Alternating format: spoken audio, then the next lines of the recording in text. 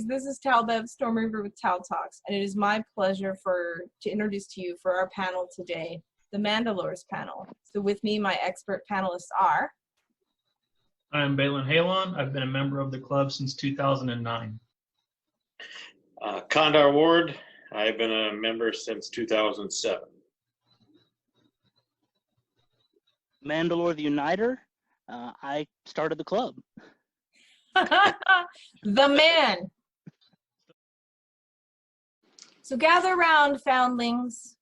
I want you to sit at the knee of the Mandalore as he tells you the story of the founding of our club.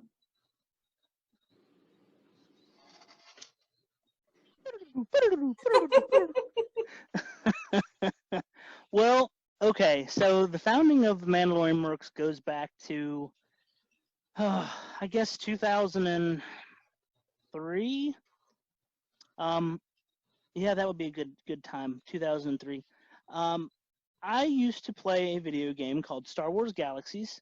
You can actually still play it. There's emulators out there, but it was the first Star Wars MMO.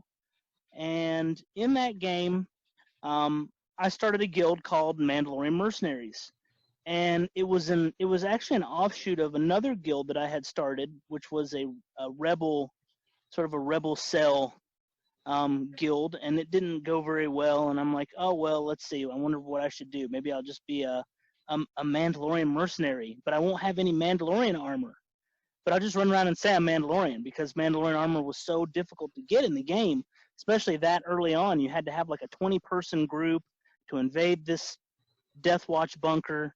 And anyway, it was just a whole ordeal. Well, finally I got some armor, and I got some other role players involved, and then we'll flash forward to 2006. My wife, who was then my girlfriend, she had been bugging me about going to Dragon Con. And I had never been to a convention before 2006. Ever. Never been to a convention. I've been to some SCA events, but those aren't conventions. Mm-hmm. So I said, sure, let's go to Dragon Con.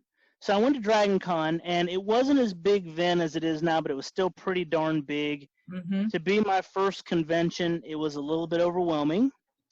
I spent a lot of time looking down from the banister there in the Marriott where we stayed, like, oh my God, what is all this stuff? And so anyway, I saw some guys running around in the Marriott there with custom Mandalorian armor. And they were just Mandalorians. They were painting their own colors, but they weren't like hanging around the 501st table. They weren't hanging around anywhere. They just were kind of on their own in a corner, kind of by themselves. And I went down, I talked to them, and looked at their armor, and we talked about if they had a group, where could I go find out about the stuff, and they gave me a couple of ideas, and I went to the Den and Helmet, which was everybody we kind of first congregated there, and then from there I was turned on to a place called Heroes, Villains, and Mandalorians, which was another forum that was they had a section, a pretty large custom Mandalorian section.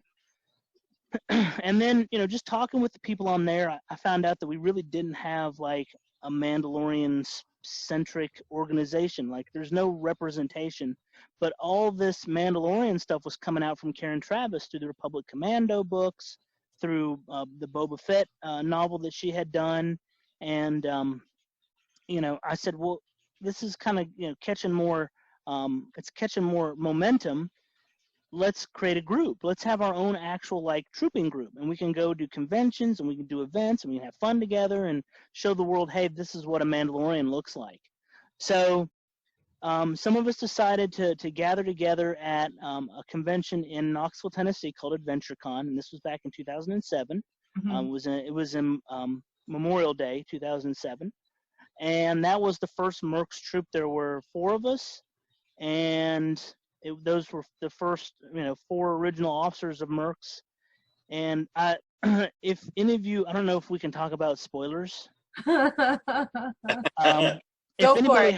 If anybody has seen the Clone Wars episode 2 episodes ago, where Prime Minister Almec wears the gold braid rank rope, mm-hmm. I actually started that in 2007, because the first pictures of me have me wearing my gold rank rope, which I still have, my gold braid, and it's actually wide like that one.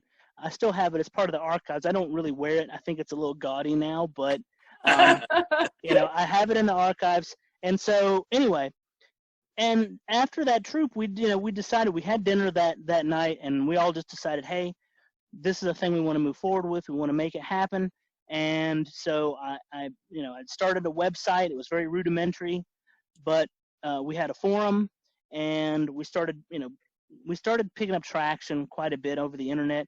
And that's really how it started. I mean, it was just some people who wanted to have fun, you know, and build costumes and learn from each other, and then represent the characters that we felt, you know, deserved some representation. And we identified, I think, a little bit with the characters. I'm a veteran, so I can kind of identify with that, you know, that militaristic sort of portion of it. And it appeals, you know, it just appeals to people of every different walk of life, because we are custom. And I think the special part about Mercs is that it allows you to put yourself in Star Wars as your own character. You don't have to be a character that looks exactly like somebody else's costume. And not that there's anything wrong with that, but it allows you to put yourself in Star Wars. And we all have part of our personality in our armor. You know, there's a lot of us in our armor, in our paint schemes, in, you know, how we wear it, in how we interact with each other and the public when we're in it. So I think that's what has really been so unique and so great about Mercs, and that's really what started and what's made it special. Balin, can you tell us a little bit about the legal tax status of the club through iterations? Oh, Lord. I love to get him to do this. It's so much fun. Because you hate me. No, I love you. So I think back when I started, I don't think we had any legal setups yet, and then we eventually became a C7, which was the fraternal organization, which is what I think we became in 10. So we went when I filed the paperwork, I actually filed it to be a C10, which is a domestic fraternity. Mm-hmm. And when we got the paperwork back, when we got our determination letter back from the IRS, they put us down as a C4, which is a civic organization / social welfare group.